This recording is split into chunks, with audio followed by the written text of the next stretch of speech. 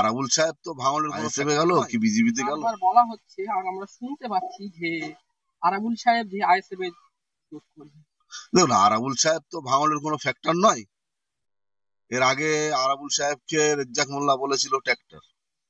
কিন্তু আমরা এমএলএ সাহেব এর প্রতি আস্থা রেখে ভাঙড়ের তৃণমূল কংগ্রেস যেভাবে শক্তিশালী হয়ে উঠেছে, যেভাবে সংগঠন একেবারে বুথ স্তর পর্যন্ত শক্তিশালী হয়ে উঠেছে এমএলএ সাহেবের নেতৃত্বে, কোন আরাবুলের আইএসএফ এ গেল কি বিজেপিতে গেল কি কোথায় গেল এটা আমাদের কোনো ব্যাপার নয়।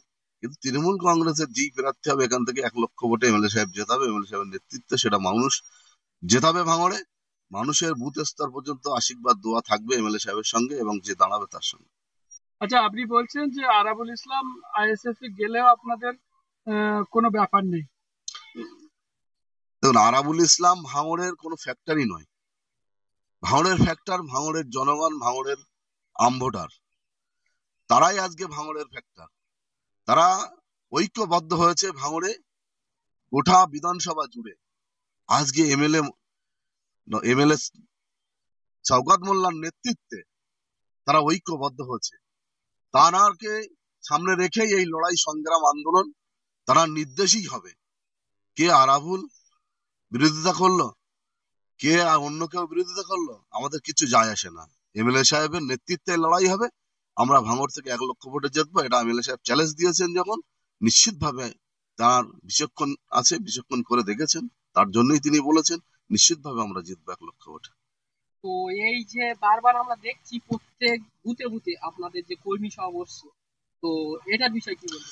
দেখুন, আমরা বিগত দিনে যদি আমরা একটু দেখি, এই ধরনের বুথ লেভেলে কখনো আমরা বসিনি। তার জন্য আমরা কিছু ভোটে আমরা হেরে গেছিলাম। কিন্তু একেবারে এমএলএ সাহেব সেটা বুঝতে পেরেছে যে বুথ স্তরের মানুষকে ঐক্য করতে হবে, বুথ স্তরের মানুষকে সংগঠিত ভাবে একটা জায়গায় আনতে হবে। তাই উন্নয়ন দিয়েই মানুষকে সংগঠিত করে 2026-এ ঝাঁপানোর নির্দেশ দিচ্ছে এবং বুথে বুথে তৃণমূল কংগ্রেসের সংগঠনটা একেবারে ঢেলে সাজিয়ে শক্তিশালী করার চেষ্টা করছে। আমরা শুনছি আর আমরাও দেখছি যে আইএসএফ থেকে টিএমসি তে বিধায়ক সাহেবের হাত ধরে জোট করছে। বিধায়ক নওশাদ সিদ্দিকী বলেছে যে ভয় দেখিয়ে বা টাকা দেখিয়ে, টাকা দিয়ে জোট করছে। এটার বিষয় কি বলবেন? এই নওশাদ সিদ্দিকী একজন মিথ্যেবাজ, ধাপ্পাবাজ, চিটিংবাজ। এটা আমরা বারবার বলছি কেন, এই ধরনের মিথ্যে কথাগুলো বলতে ভালোবাসে। আমাদের সম্মানীয় বিধায়ক, রাজ্য তৃণমূল কংগ্রেসের সাধারণ সম্পাদক, ক্যানিং পূর্বের জনপ্রিয় বিধায়ক, ভাঙড় এবং সাতগাছিয়ার পর্যবেক্ষক, যেদিন থেকে মমতা বন্দ্যোপাধ্যায় দায়িত্ব দিয়েছিলেন সেদিন থেকে একেবারে মানুষের সংগঠন কি জিনিস ভাঙড়ের মানুষ বুঝেছে। বুথ স্তর পর্যন্ত নেমে গেছে, বুথে বুথে মিটিং করছে, বুথে বুথে সংগঠনকে শক্তিশালী করছে।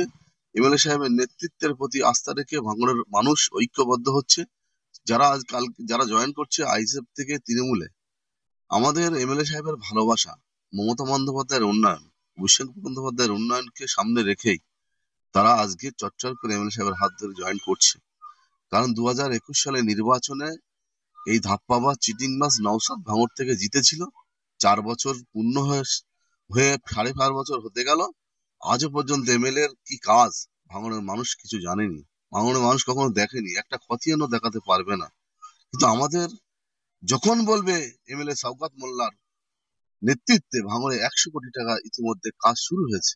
আজকে আমাদের বিজয়গঞ্জ বাজারে 45টি স্ট্রিট লাইট একেবারে কন্ট্রাক্টর 21% লেজ মেরে সেই কাজটা ভাঙড় বিজয়গঞ্জ বাজার আছে এমএলএ সাহেবের হাত ধরে লাইট বসে উদ্বোধন করে মানুষকে বুঝিয়ে দিয়েছি উন্নয়ন এর সঙ্গে মানুষের থাকার জন্য সব ব্যাপারটা একেবারে এমএলএ সাহেব লক্ষ্য রাখছেন।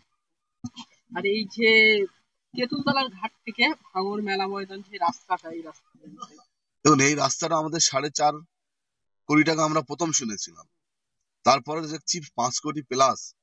এই রাস্তাটা ভাঙড় বিজয়গঞ্জ বাজার দিয়ে আর কয়লাকাটা পর্যন্ত একেবারে 5.5 কোটি টাকা অ্যালটমেন্ট হয়ে গেছে, টেন্ডার হয়ে গেছে।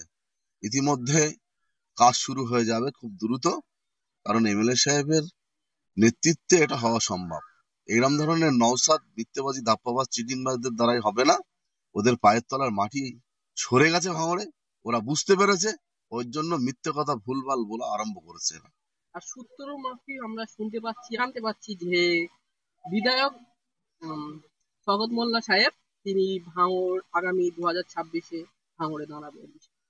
দেখুন, আমাদের যিনি সর্বভারতীয় তৃণমূল কংগ্রেসের সাধারণ সম্পাদক, একেবারে আমাদের প্রিয় সংসদ গোটা ভারতবর্ষের অভিষেক বন্দ্যোপাধ্যায়, তিনি একদিন বলেছিলেন যে অভিষেক দা বলেছিল শওকত মোল্লাকে তাঁর বিধানসভার কেন্দ্রে দাঁড়ানোর জন্য।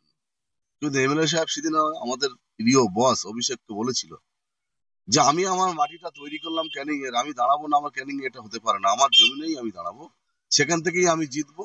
এবং তিনি সেখান থেকে দাঁড়িয়ে জিতেও এসেছিল।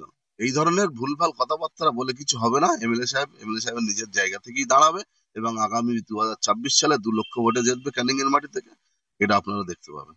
আর নওয়াজ সিদ্দিকী যে বলছে যে এখন তো ওদেরকে ভয় দেখিয়ে জোট করছে, পরে সে 2026-এ যে ভোটটা হবে বিধানসভার, তো তখন মানুষ সব আবার আইএসএফ এর ভোট দেবে, এর বিষয়। দেখুন, ওরা যে বলছে ভয় দেখিয়ে আমরা জয়েন করাচ্ছি, তাহলে আমাদের পিছনে গিয়ে তাদের আপনারা একটু জিজ্ঞাসা করবেন আমরা তাদের ভয় দেখাচ্ছি, না তারা আমাদের এমএলএ সাহেবের ভালোবাসার ছোঁয়ায় তারা এমএলএ সাহেবের উন্নয়নকে সামনে রেখে আসছে।